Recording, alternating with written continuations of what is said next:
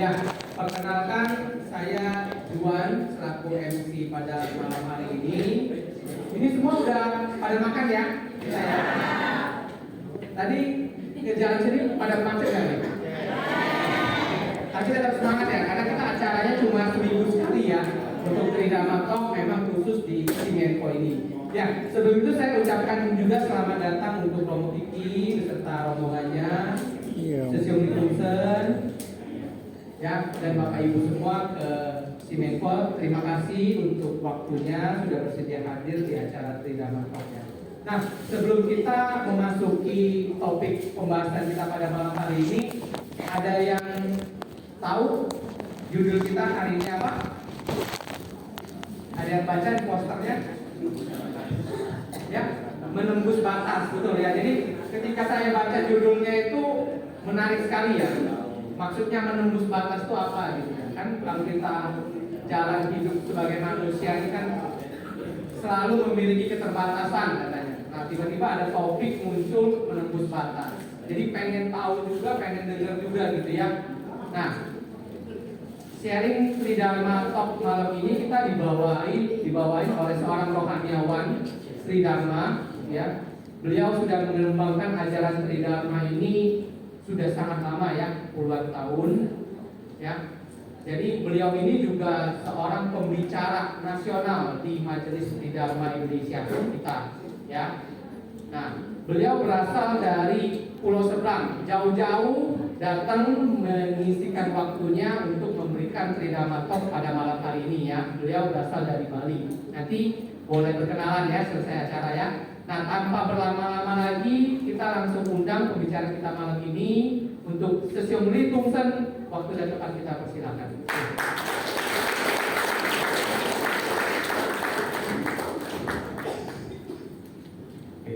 Baik, terima kasih.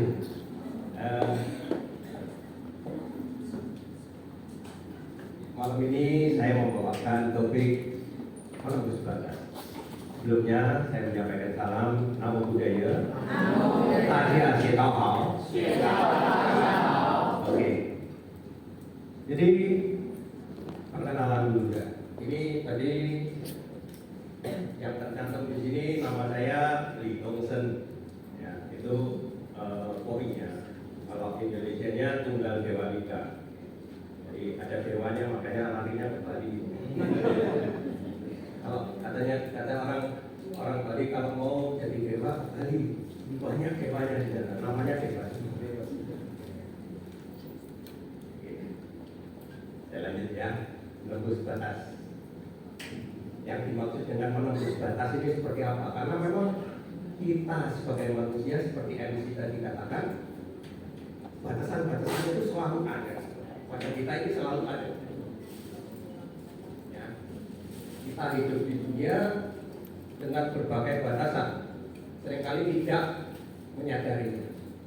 Kalau kita hidup sehari-hari, seringkali kita nggak tahu batasan-batasan ini apa aja sih. Kalau kita nggak memikirkan, nggak meneliti satu-satu batasan kita ini seperti apa, banyak sekali batasannya.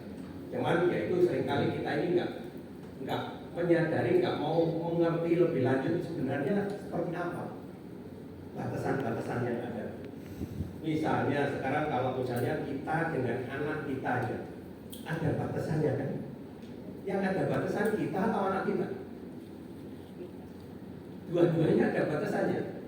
Kita ngomong sama anak ini, anak belum ngerti, dia perlu belajar. Kita sudah dewasa, kita merasa bahwa kita ini sudah belajar macam-macam. Mau ngomongin anak ini sudah berbeda zaman. Sudah ada perbedaan sehingga batasannya ini selalu harus kita pelajari supaya kita bisa untuk menembus batasan-batasan. Jangan sampai nanti, kan zaman sekarang sudah generasi apa ini? Gen apa ini? Sudah gen lewat tuh, sudah alpha rasanya. Alpha ya. Sudah gen alpha. Itu perbedaannya jauh sekali. Nah, kita ini yang sudah umur di atas lakcak, kan perbedaannya jauh sekali kan. Dan perbedaan jauh ini kita harus bisa mengerti sebenarnya seperti apa. Jangan dulu begini, kenapa kok begini. Sekarang harus bagaimana? Ya. Apa sih batasan-batasan itu? Batasan-batasan ada dari dalam diri kita sendiri dan juga ada yang dari luar diri kita. Ada itu batasan-batasan. Kemudian kita coba urai satu-satu. Ya, batasan yang dari luar diri kita ini apa? Hierarki. Hierarki itu susunan apa? Tatanan-tatanan kita, misalnya sebagai anak ada orang tua, atau mungkin di dalam satu kelompok ada ketuanya, ada wakilnya, ada bapak-bapak. Ini semua ada batasan-batasannya. Bisa kita misalnya kalau misalnya di dalam organisasi merintah ketua, nggak bisa. Ada batasannya. Ketua juga begitu, dia ada batasan-batasan untuk melakukan sesuatu, bahwa pasti ada batasan. Orang tua terhadap anak-anak terhadap orang tua. Selalu ada batasan-batasan yang kadang-kadang kita ini nggak menyadari. Ada batasan, tapi kita tidak tahu. Ini batasan sudah kita lewatin aja, nggak ngerti, nggak mau kita mengerti. Sebenarnya ini batasan ini bisa kita lalui sehingga kita akan lebih baik dalam kehidupan. Kemudian materi. Materi ini batasannya besar kan? Terhadap kita. Sangat besar. Sorry, karena melihat HP saya jadi ingat. HP saya belum di silent. Tapi saya disuruh karena saya masih record. Jadi saya silent dulu ya.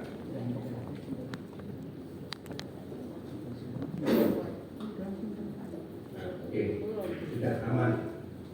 Jadi nanti kalau ada yang bunyi, itu joget.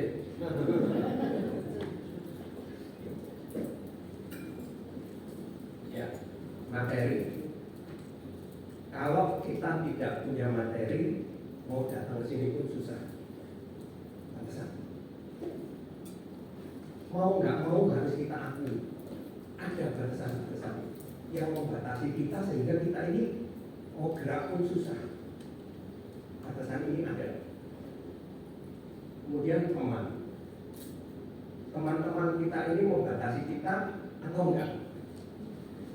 Atau mungkin karena kita kurang teman sehingga kita ini ada batasan, nggak bisa melakukan sesuatu. Kalau misalnya kita mau berbuat baik, kalau nggak ada teman berbuat baik sama siapa? Nggak ada yang, nggak ada. Kita mau ulurkan tangan ke siapa? Nggak ada teman ini. Batasan-batasan. Kemudian lingkungan. Kita ada di lingkungan mana pasti batasannya seperti itu. Kita harus ngerti di Jakarta, di Bali, di Surabaya batasannya berbeda-beda kok. Makanya lingkungan mempengaruhi. Kemudian teknologi pengetahuan. Teknologi kita yang mengerti tentang teknologi yang saya zaman-zamannya sudah lewat. Mau ngerti teknologi yang baru kalah sama yang udah-udah itu. Harus mengakui, kita akui melakukan sesuatu jauh. Kalau mereka cepat sekali melakukan, kita pasti ini gimana. Kita ini terbatas sekarang ke teknologi.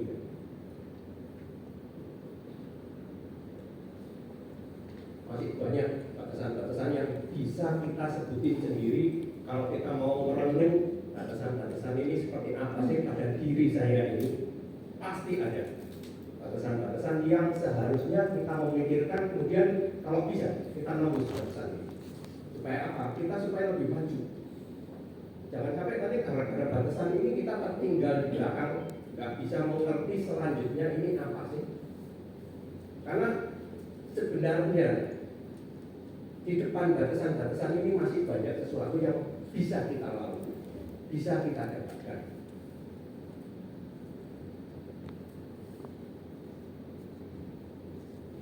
Kalau yang dari dalam diri kita ini, yang saya tulis di sini malas, takut, sombong. Di tidak mau berubah pikiran negatif, trauma masa lalu, tidak punya tujuan iri yang negatif, prasangka buruk. Ini semua batasan-batasan dari dalam diri kita yang kadang-kadang kita itu sulit untuk mengakui. Males, semua punya kemalasan. Ya. Untung kita masih mau mengakui. Dulu pernah saya mengikuti satu seminar begitu, disuruh menuliskan, tulis kejelekan kita. Kalau sekarang belum nulis kejelekan kita sendiri, suruh nulis 10 macam kejelekan bisa muncul dalam pikiran kita. Kejelekan saya itu ini 10 aja bisa muncul. Rasanya susah muncul. Tapi kalau kelebihan kita, wah banyak bisa kita sampaikan. Ini saya pernah ini. Nah, inilah kadang-kadang batasan yang harus kita lalui, harus kita ngerti, kita sadari. Oh ya, ini batasan kita. Membatasi kita sehingga kita tidak bisa untuk maju. Kemudian kekurangan-kekurangan, kurang jujur, kurang bisa mengalah, kurang percaya diri, kurang rendah hati, kurang pengetahuan, kurang bisa bergaul. Masih banyak kurang-kurangnya yang bisa kita tambahkan. Asal jangan kurang ajar aja.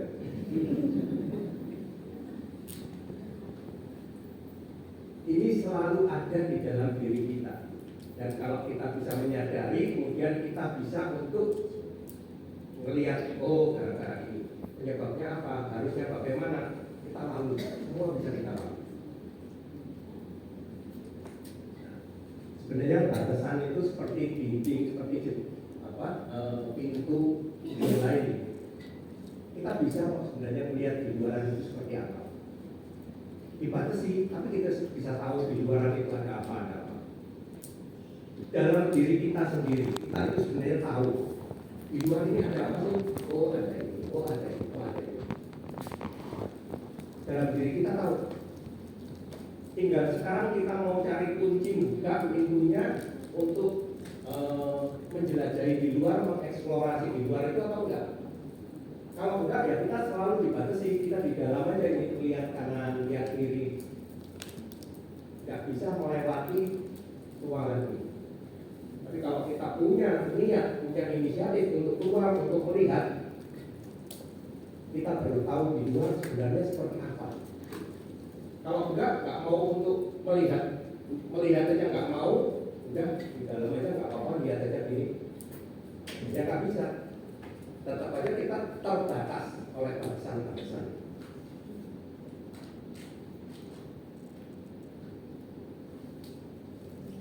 Mengurai batasan-batasan. Bagaimana kita bisa mengurai batasan-batasan yang ada? Dari ini kita harus menambah pengetahuan.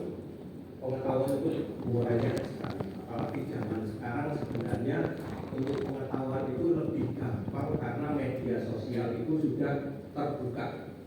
Lebih gampang untuk mencari pengetahuan. Kalau kita bisa untuk mengerti, ternyata di luar itu seperti ini. Kita cari menemukan banyak hal-hal yang bisa kita temukan dari media sosial yang sekarang ini ada. Kemudian harus punya tujuan. Masa depan adalah apa yang Anda lakukan hari ini. Jadi kalau kita tahu bahwa sebenarnya masa depan itu ada, tergantung apa? Tergantung diri kita ini loh, yang kita lakukan sekarang ini apa. Kalau kita nggak melakukan apa-apa, ya nggak ada, masa depan itu nggak ada. Kalau kita melakukan sesuatu, pasti ada sesuatunya di depan. Kita tahu juga kan hukum sebab akibat. Kita melakukan A, ada B. Kita melakukan B, ada C. Itu selalu ada. Jadi apa yang kita lakukan sekarang itu adalah mencerminkan masa depan kita ini seperti apa. Makanya kita harus bisa untuk mengerti kita maunya tujuannya kita depan ini apa. Kalau mau seperti yang di depan itu kita cari harus bagaimana? Harus melakukan apa supaya bisa mendapatkan yang di depan? Itulah. Kemudian jangan terpaku dan mati di satu titik. Apa yang Anda lihat adalah yang akan Anda peroleh nantinya. Mengubah fokus untuk mendapatkan gambaran lain. Jadi kita jangan hanya melihat itu satu titik aja. Jadi nggak bisa melihat sebelah sini, nggak bisa melihat sebelah sini. Melihatnya sana saja. Kalau melihat sana terus ya tahunya oh ini aja. Tapi kalau kita bisa melihat sebelah sini, sebelah sini, sebelah sini, kita akan tahu lebih banyak. Kita akan bisa mengerti sebenarnya ini lewat sini bisa, lewat sana bisa, mau jalan ke sana bisa, mau jalan ke sana bisa, kita akan tahu. Tapi kalau nggak mau untuk merubah pandangan tetap aja begini, ya udah lurus saja sama terus, nggak bisa tahu. Makanya kita harus bisa untuk meluaskan pandangan kita. Kita ini sebenarnya seperti apa sih? Lingkungan kita ini di dunia ini seperti apa sih? Nah itu kita bisa tahu. Oh seperti begini.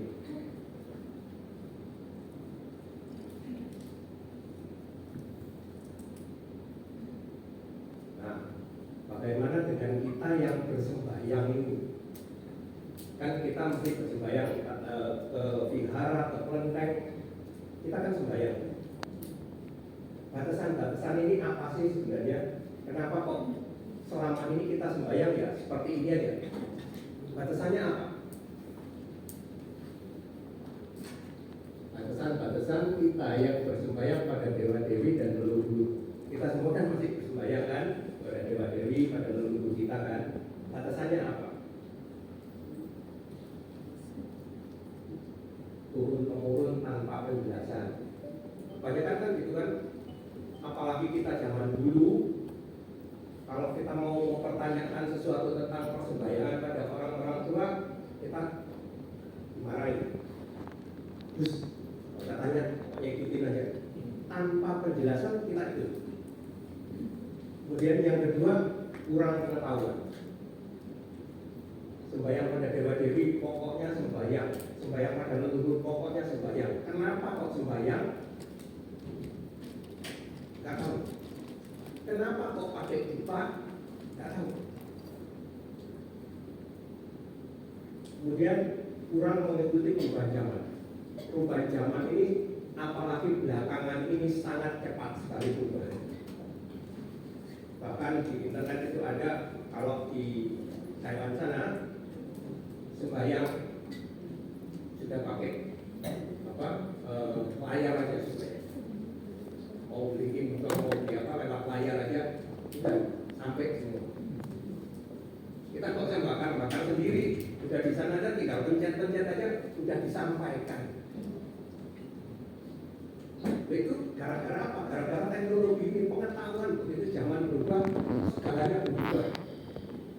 Makanya kita harus bisa untuk mengerti perubahan zaman, harus bisa mengerti sebenarnya misalnya yang muda-mudi itu sebenarnya maunya seperti apa? Mereka sekarang ini kritis loh. Segala sesuatunya akan dipertanyakan. Seandainya kita sembahyang menggunakan teh kan? Pakai teh atau pakai apa? Sembahyang. Pakai teh atau pakai air putih atau pakai arak? Arak putih. Pakai teh. Arak putih teh juga. Ada yang pakai arak? XO? Pakai arak. Kenapa kok pakai arak? Bisa jawab? Kalau misalnya ada anak kecil yang tanya, kok pakai arak mas? Bisa jawab kita? Tidak bisa jawab. Atau mungkin yang pakai teh, kenapa kok pakai teh? Bisa jawab kita? Nah, seperti yang pertama kan turun-temurun tanpa penjelasan. Pokoknya itu. Kalau orang yang nggak punya arak nggak bisa sembahyang. Kalau orang yang nggak punya teh nggak bisa sembahyang. Bisa. Nah, harusnya dijelaskan dong kenapa kok kita pakai arak, kenapa kok kita pakai teh. Padahal nggak pakai itu bisa sembahyang. Itu keharusan apa enggak? Keharusan memakai ini atau tidak? Tidak. Nanti yang bilang tidak, nanti kalau mengarak gimana? Kalau yang disembayangin tidak arak terus dia marah gimana?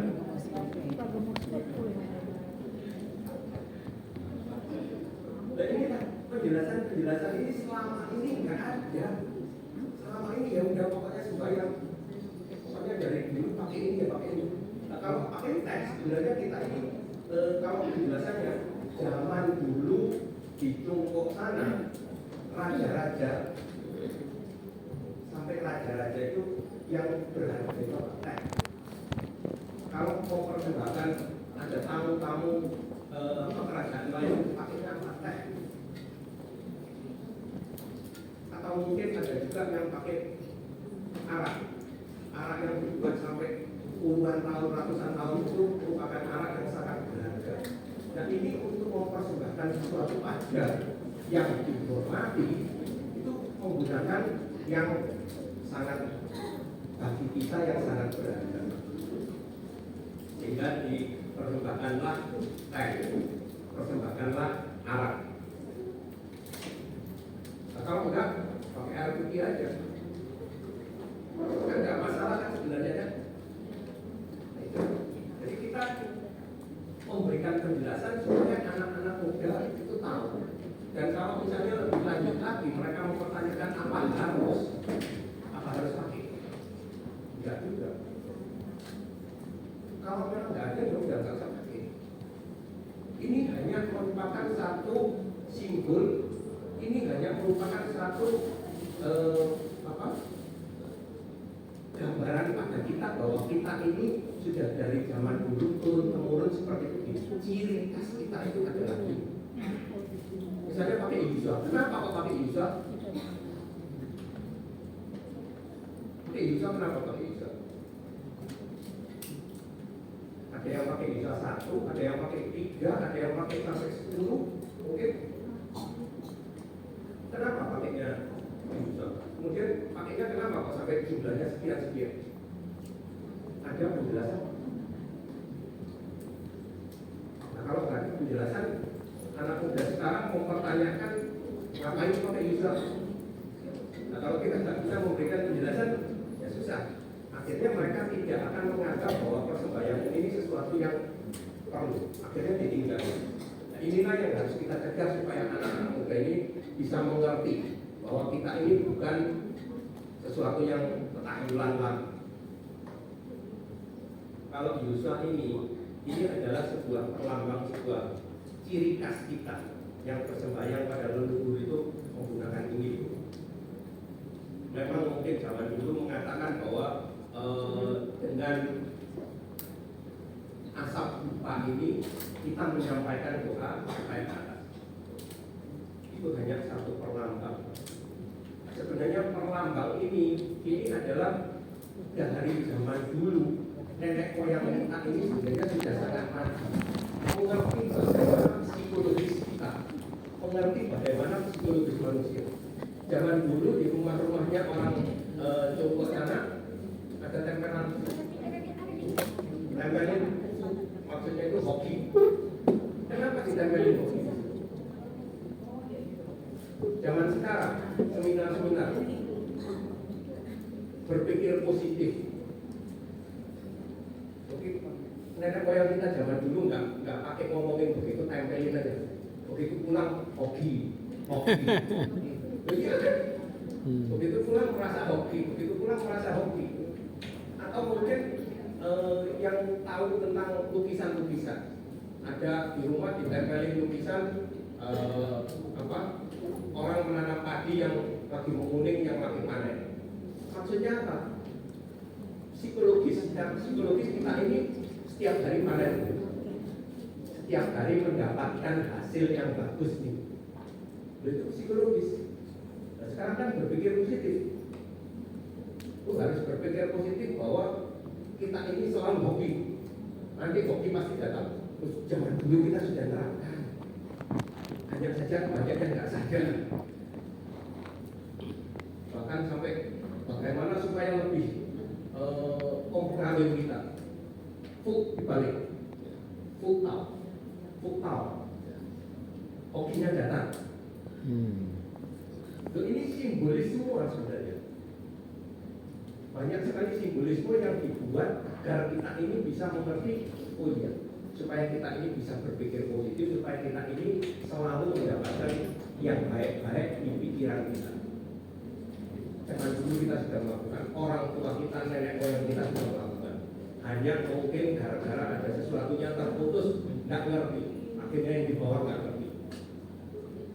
Kemudian adanya tahayulan, kemudian takut, pandangan yang salah tentang sembahyang dan dewa dewi. Ini saya kasih gambaran satu-satu, turun temurun tanpa penjelasan.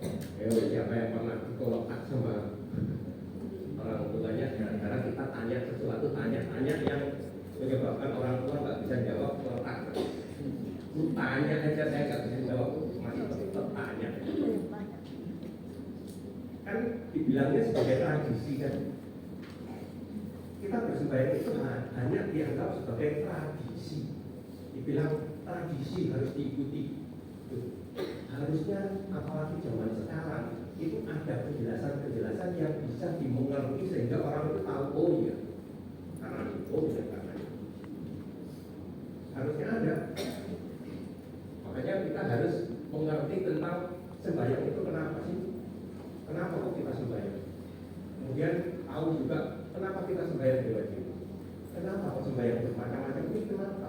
Leluhur juga kita bersembahyang pada leluhur. Kenapa kita bersembahyang pada leluhur? Itu kita harus tahu. Kemudian yang kedua, kurang pengetahuan. Nah ini sebenarnya foto ini foto di Utangsan. Utangsan tahu ya? Kalau di sebuah sana itu tempatnya apa? Kang Santo, Tio Sampo. Kalau yang suka film-film silat tahu. Ini sembayangan ini katanya sembayangan ini kalau apa bisa sembayang di sini, wah bisa mendapatkan hobi yang banyak. Sembayangnya itu ini jalan ke sini ini itu kira-kira 1,5-2 meteran. 2 meteran. Lebarnya itu mungkin hanya 30 sampai 40 cm. Jadi kalau orang Jawa dulu itu ke depan itu sembayang ada. Padahal ini mau gantung.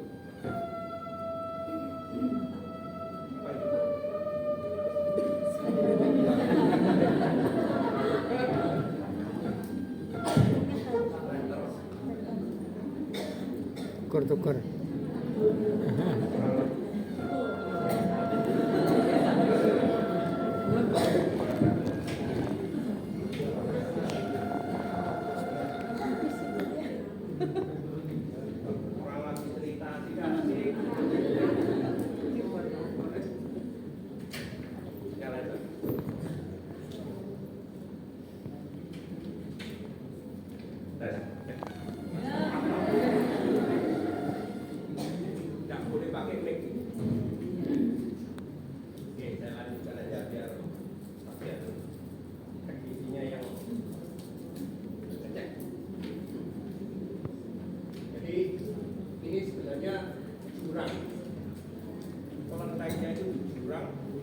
Kemudian kalau zaman dulu sembahyangnya itu seperti ini.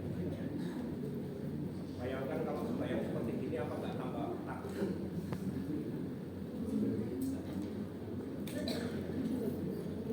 Nah ini kenapa kok sampai sembahyang seperti ini? Ya mungkin pengetahuannya kurang atau mungkin gara-garanya maunya supaya yang bersembahyang itu benar-benar hatinya ini tulus, dipuji di sini. Jadi sudah sejak zaman dulu ada hal-hal semacam ini. Namun ini yang kurang mengikuti perubahan zaman. Apalagi zaman sekarang. Zaman sekarang itu sudah pesawat atau pesawat apa yang sudah bisa terbang dari satu benua ke benua lain, mungkin muterin dunia juga sudah bisa. Apa kita masih berpikir mau terbang pakai Phoenix, mau jadi sakti terbang begini? Apa kita mau masih telepati pakai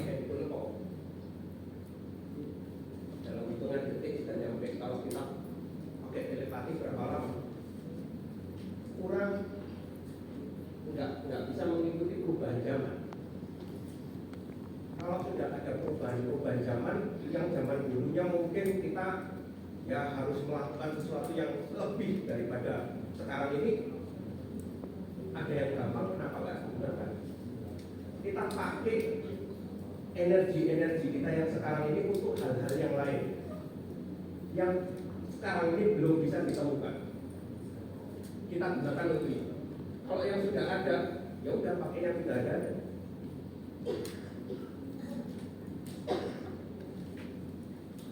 Nah, kemudian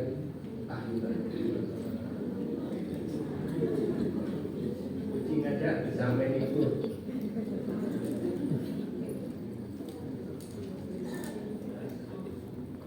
Kan banyak juga yang menganggap kucing hitam ini sesuatu yang bisnis. Kita menganggap bisnis ya? Siapa yang masih takut sama kucing? Banyak sebenarnya hal-hal yang menyebabkan kita ini terkurung di dalam sesuatu yang kita sebenarnya nggak ngerti ini apa sih, kok sampai seperti itu. Ya karena apa? Karena banyak cerita-cerita yang menyebabkan kita itu takut untuk mengerti sesuatu. Nanti mempertanyakan ini malah ada sesuatu yang nggak bisa. Banyak sekali hal. Nah, kemudian ketakutan. Takut kan? Dengan hal-hal semacam ini takut kan? Ada anak-anak di rumahnya. Nanti anak-anaknya nggak bisa tidur kan? Jadi kalau tadi itu yang takut itu kita sendiri seringkali ditakut-takuti oleh orang-orang tua kita zaman-zaman dulu sampai sekarang ini kita menjadi takut, kemudian turun yang bawah itu kita takut-takuti. Sebenarnya kan tidak bisa seperti itu. Makin maju mereka akan makin mempertanyakan apa itu harus dijelaskan, harus bisa menjelaskan. Nah, kemudian pandangan yang salah tentang sembahyang dan dewa-dewi. Pandangan yang salah, misalnya nih kita ke wihara atau kita ke kelenteng, pas kita bersembahyang, kemudian secara nggak sengaja ada lilin kesenggol jatuh. Setelah jatuh, pada saat kita pulang, kita ngalamin kecelakaan. Penjelasannya apa? Orang akan mengatakan, aku gara-gara lu nyenggol lilin sehingga lu dihukum. Apakah seperti itu? Apakah dewa-dewi kita ini yang di kelenteng, yang di biara ini seperti itu? Enggak. Kalau kita mengatakan tidak, justru sebenarnya pada saat kita bersembahyang tersenggol ini, kita ini dikasih tanda. Hati-hati, ada sesuatu yang akan terjadi pada diri kita.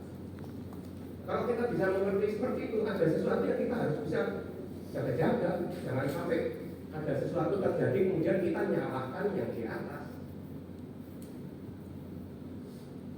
Sebenarnya kalau kita hidup sekarang ini, sekarang kan banyak dianjurkan untuk banyak bersyukur kan. Bersyukur terhadap apa? Terhadap apa yang sudah diberikan hidup kita ini, atau bersyukur terhadap apa? Karena hidup kita ini sebenarnya di belakangnya banyak sekali hal-hal yang tidak kita ketahui. Bersyukur hidup kita ini pemberian atau apa?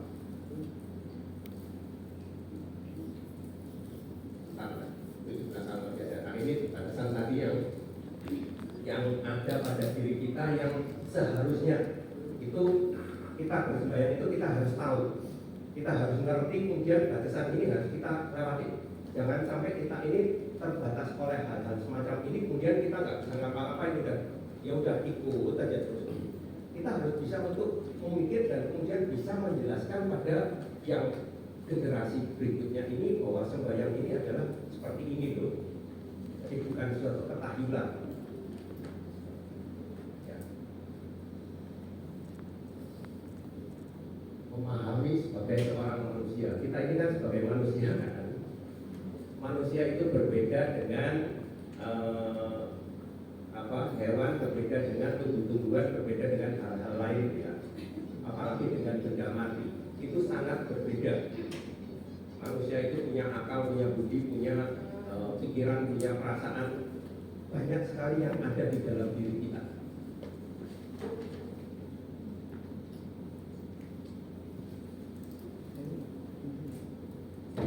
Manusia itu menjalani 3 fase, yaitu lahir, kemudian hidup, mati. Ini pasti dijalani kan? 3 kondisi ini adalah terkait hukum alam, tidak bisa dihindari. Kita akan melalui ini, semua akan melalui ini. Nah ini kita harus bisa mengerti bahwa ya memang harus kita lalui, mau diapakan.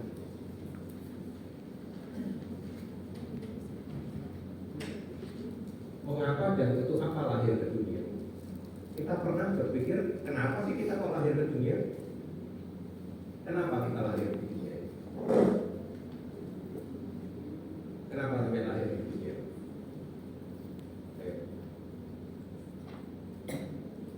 Salah orang tua.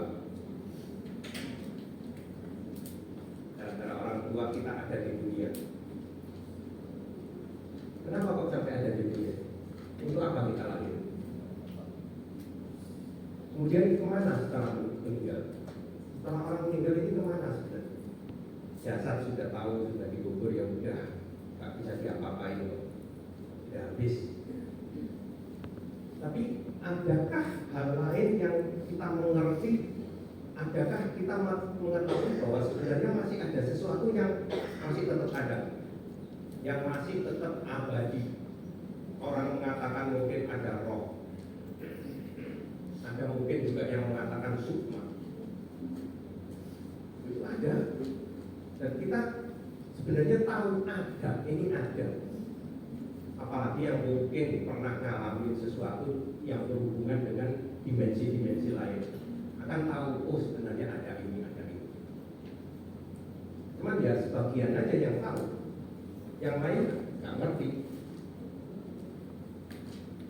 Nah kalau kita lahir, manusia masuk ke dunia karena menjalani hukum sebab akibat dan reinkarnasi. Tahu kan reinkarnasi? Jadi kalau seseorang itu sudah meninggal ke atas, turun lagi jadi manusia lagi, itu berputar terus. Jadi itu karena reinkarnasi, kemudian karena hukum sebab akibat. Kita melakukan sesuatu itu sebab akibatnya itu pasti akan ada, pasti itu ada. Hukum sebab akibat itu nggak bisa dihindari, pasti akan terjadi. Entah itu sekarang, entah itu nanti, entah itu mungkin di kehidupan dunia, pasti ada. Itu adalah hukum sebab akibat dan reinkarnasi ini yang terjadi pada manusia. Ada. Kemudian karena adanya hutang-hutang kehidupan yang belum dan harus diselesaikan. Reinkarnasi, hukum sebab akibat. Kita lahir di dunia itu ada hutang piutang yang selalu mengikuti kita. Tapi kita tahu nggak? Kalau tahu bisa kacau. Makanya hutang piutang itu kita nggak tahu. Kalau sampai seseorang itu tahu dulunya seperti apa, siapa pacarnya, siapa ini anaknya, itu sekarang kacau. Makanya hutang piutang kehidupan yang lalu itu pasti harus dibayar untuk kehidupan yang akan datang. Makanya kenapa kok semuanya itu menganjurkan untuk berbuat baik. Tujuannya apa? Supaya kita ini bukannya punya utang, tapi punya piutang. Kalau kita banyak piutangnya, hidup di dunia lebih enak. tapi kita nggak tahu dulunya kita utang apa aja nggak tahu kita. Sekarang harus bayar. Nah, kalau dulunya yang banyak piutang, yang banyak berbuat baik, kemudian lahir kembali untuk nagih utang ya enak. Nah, kita yang bayarin terus ini ada. Makanya kehidupan sekarang jangan banyak utang. Harus banyak melakukan perbuatan baik. Kemudian adanya kehidupan sekarang karena adanya kehidupan masa lalu. Jadi kehidupan masa lalu itu ada.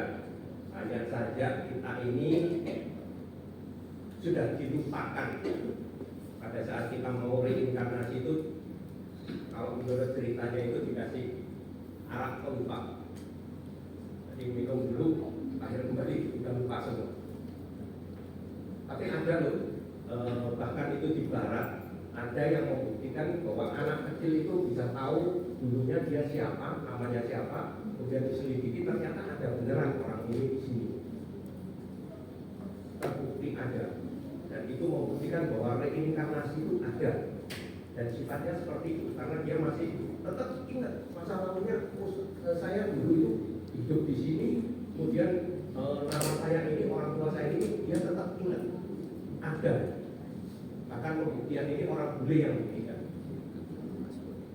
bukan lahir di tempat yang bersebayang seperti kita, tapi di tempat lain ada.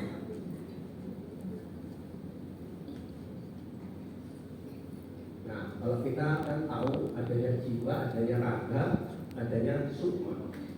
Jadi kita ini sebenarnya mengerti ada tiga ini di dalam diri kita ini ada. Raga adalah sarana bagi jiwa, raga dan jiwa adalah sarana bagi sukma. Makanya kalau orang yang mempelajari tentang spiritual, dia itu lebih memperkuat ke arah sukmanya. Jadi sukmanya memperkuat karena mereka mengerti bahwa sebenarnya yang abadi itu adalah sukmanya. Kalau yang orang biasa mengatakan roh, tapi kalau orang yang spiritual mengatakan itu adalah sukma. Jadi roh yang sudah dilatih itu akan menjadi sesuatu yang lebih kuat. Nah, itulah yang dikatakan sebagai sukma. Mereka belajar sampai di situ supaya sukmanya itu kuat. Nah, ini nanti yang lebih abadi di atas sana. Ketiganya ini saling berkaitan. Jadi kalau misalnya raganya itu nggak kuat, lemah, dengan sendirinya mempengaruhi jiwanya, mempengaruhi sukmanya. Makanya harus memperkuat raganya dulu. Kalau nggak ada raga ini, yang dua itu juga nggak bisa berguna dengan baik. Ya. Ketiganya harus dijaga dan dilatih supaya kuat.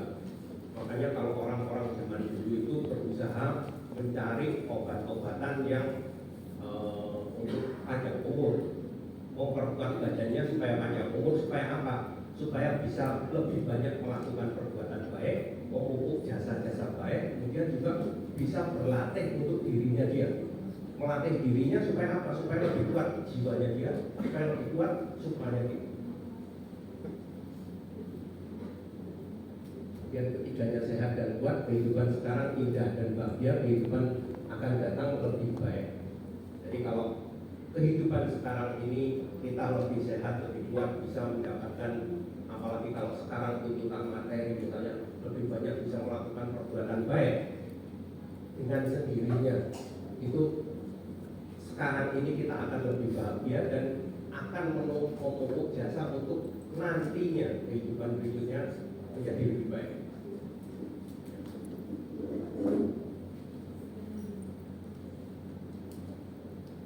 Kalau kemudian setelah kita selesai di dunia ini, keluar dari dunia mau ngapain sih? Hidup di dunia sebagai manusia suci, sehat jasmani rohani, hidup penuh kasih sayang, ulas asih, lapang dada, moralitas tinggi, hidup penuh makna, berguna bagi masyarakat dan lain-lainnya. Jadi kalau hidup di dunia itu harusnya menjadi manusia yang penuh dengan ini, kasih sayang lah, penuh dengan kebaikan lah, kemudian moralitas yang tinggi. Ini harus kita penuhi untuk apa? Untuk nantinya keluar dunia berbekal amal kebajikan mendapatkan kehidupan yang lebih baik. kita tahu bahwa ada reinkarnasi. Reinkarnasi ini supaya lebih baik bagaimana? Ya sekarang ini kita harus melakukan sesuatu yang lebih baik, berbuat baik, banyak berbuat baik nantinya. Meskipun mungkin kita mengatakan, lah itu kan saya nggak tahu nantinya seperti apa. Tapi paling tidak sekarang ini kalau kita melakukan perbuatan baik, hati kita ini sebenarnya sudah merasakan adanya kebahagiaan kalau kita melakukan perbuatan baik. Itulah jalan manusia. Jadi kita harus mengerti hidup di dunia itu harus kita jalani, kita harus menjalaninya sebagai manusia seutuhnya yang harus bagaimana kita menjalani manusia ini. Kemudian kita harus mengerti keluar dari dunia ini nantinya kita harus akan mendapatkan apa. Nah ini yang harus kita ngerti, kemudian kita jalankan di dalam kehidupan sekarang ini. Ya. Istirahat sebentar.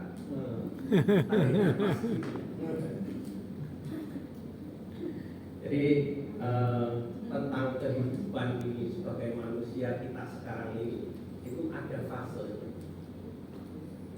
Harus bagaimana ini kita jalani. Ya. Jadi kita ngerti, oh ya, saya sebagai manusia harus begini. Nah, kalau kita masuk ke arah spiritual, meningkatkan daya spiritual. Karena kan kita tahu bahwa ya kehidupan manusia ya begini ini. Tapi kenapa kok banyak orang yang misalnya ke arah agama, ke arah spiritual ini, ke arah yang lebih tinggi lagi, kita mencari sesuatu loh. Kenapa kok kita mencari ke arah spiritual ini? Kebanyakan manusia itu hidup banyak susahnya. Kita hidup banyak susah apa senangnya? Banyak susahnya ya. Kenapa kok banyak susahnya?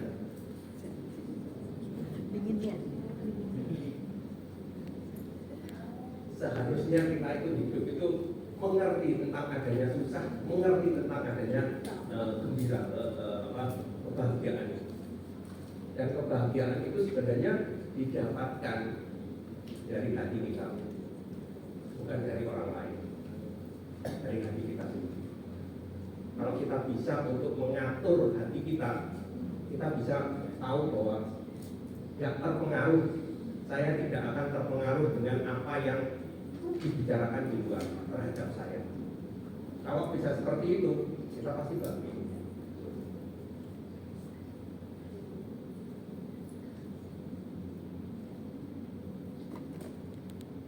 Bagian dari manusia itu yang nyata, tubuh fisik dan seluruh bagian-bagiannya.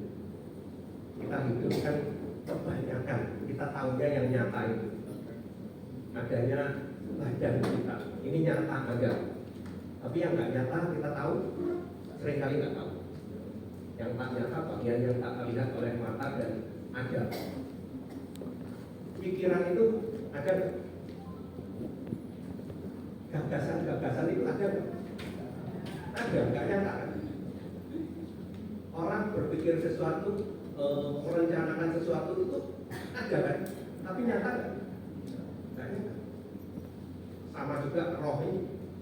Kalau orang bertanya roh ada nggak? Pernah lihat? Susah. Kalau disuruh coba buktikan roh itu ada atau enggak, coba buktikan. Gimana kira buktikan?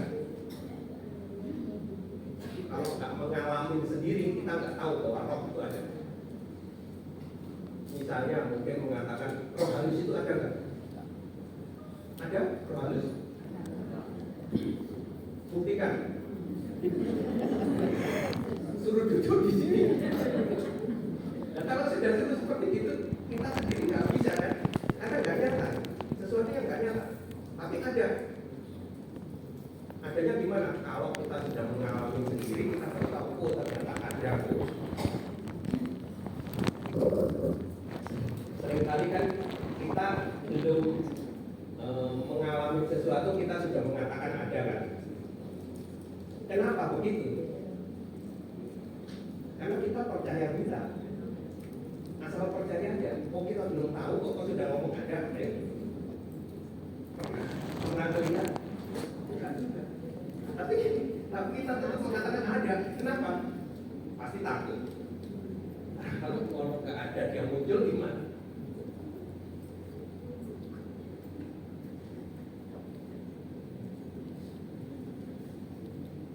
Kehidupan di dunia itu ada baik, ada buruknya. Jadi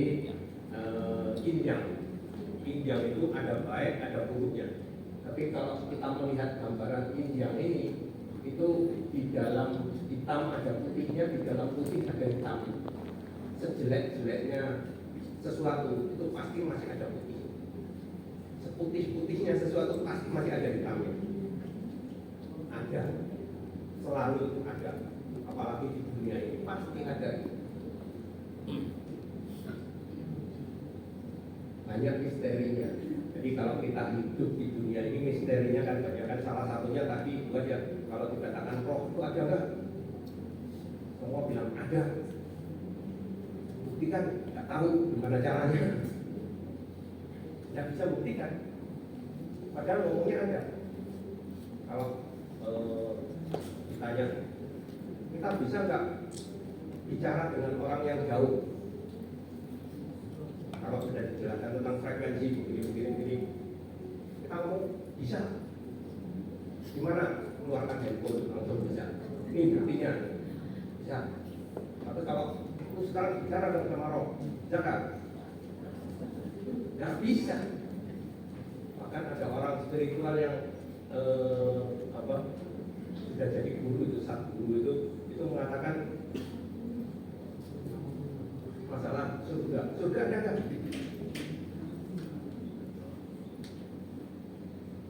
Ada nggak surga? Ada?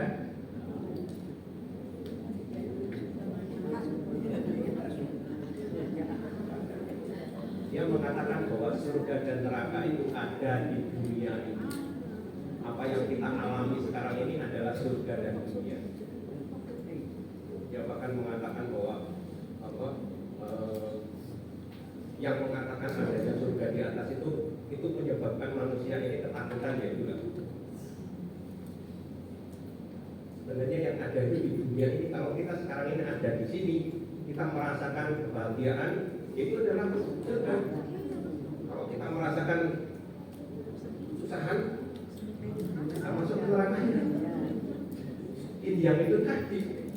Makanya kita harus bisa untuk meletakkan hati kita ini di bagian yang putihnya, di bagian yang bahagianya. Bagaimana caranya? Meskipun kita mengalami sesuatu yang nggak baik, bagaimana caranya kita meletakkan pada yang terbaik supaya kita ini nggak masuk ke nerakanya. Harus dijalani walaupun tak tahu akhirnya. Kita tahu akhirnya nantinya kita kehidupan sekarang ini seperti apa, tahu? Nggak tahu semua. Tapi tetap aja harus dijalani loh. Kan harus dijalani kan. Senang susah harus tetap kita jalani.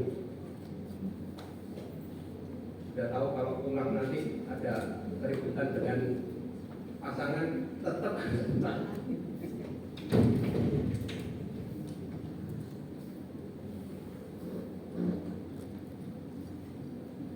kemudian tak mengerti arti masa ke dunia dan keluar dari dunia. Selama ini kita kan nggak ngerti kan, maksudnya apa sih saya hidup di sini? Hidup di dunia ini apa sih? Ya pokoknya saya jalanin aja, ya. Pokoknya jalanin terus sampai selesai ya enggak. Selesai enggak. Kebanyakan begitu. Makanya kita seharusnya bisa lebih mengerti lagi tentang kenapa kita kok ada di dunia ini. Apa yang harus kita lakukan? Dan supaya apa? Supaya nantinya keluar dari dunia ini bisa lebih baik, bisa mendapatkan sesuatu yang lebih baik.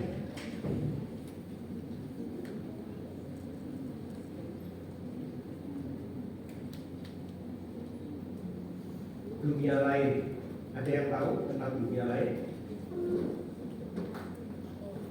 Tentang dunia lain di luar diri kita sekarang ini, ada yang tahu?